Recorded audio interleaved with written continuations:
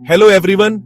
आज मैं आपको भैरवपुर नाम के एक छोटे से गांव की सैर कराने वाला हूं, जहां के लोग सीधे साधे और जमीन से जुड़े हुए थे। लेकिन एक रहस्य था जो पूरे गांव को परेशान करता था। हर रात पुराने कुएं से आने वाली भयानक हंसी। कुछ लोगों का कहना था कि ये किसी भूत की हंसी है, तो कुछ का मानना था कि ये किसी चुड़ैल का श्राप है। कई बहादुरों ने इस सच्चाई का पता लगाने की कोशिश की, लेकिन जैसे ही वो कुएं के पास पहुंचते, डरावनी हंसी उन्हें डर के मारे वापस भगा देती थी।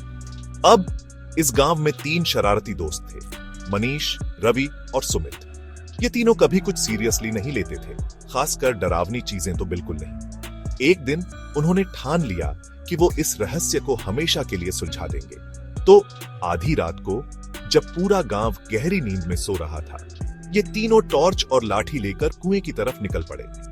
रास्ते में सियारों की आवाजें, पेड़ों की टहनियों की सरसराहट और रात की ठंडी हवा से उनकी रूह कांप उठी। रवि फुसफुसाया, यार, लगता है हमसे बहुत बड़ी गलती हो गई।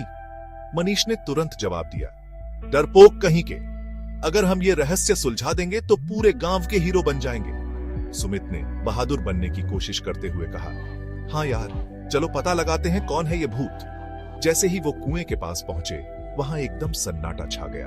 अचानक कुएं से एक जोरदार हंसी गूंजी। हा हा हे हा हा हा। लड़के डर के मारे कांपने लगे।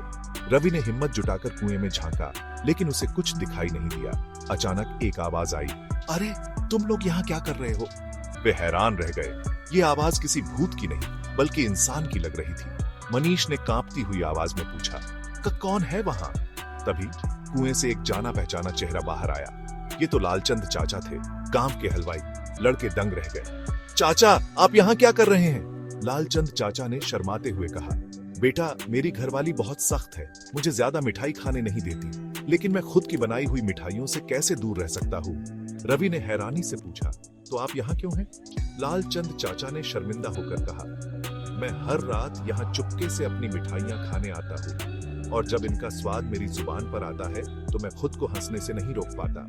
तीनों दोस्त एक दूसरे को देखकर जोर जोर से हंसने लगे। अगले दिन जब गांव वालों को सच्चाई पता चली, तो उनकी हंसी नहीं रुकी। अब किसी को भी कुएं से डर नहीं लगता था। इसके बजाय वे हर रात वहां चाचा की हंसी सुनने और मजे लेने के लिए इकट्ठा होते थे। और इस तरह उस डरावने कुएं की भयानक हंसी गांव की एक प्यारी और यादगार कहानी बन गई। देखने के लिए धन्यवाद, और ऐसी ही और कहानियों के लिए लाइक और सब्सक्राइब करना न भूलें।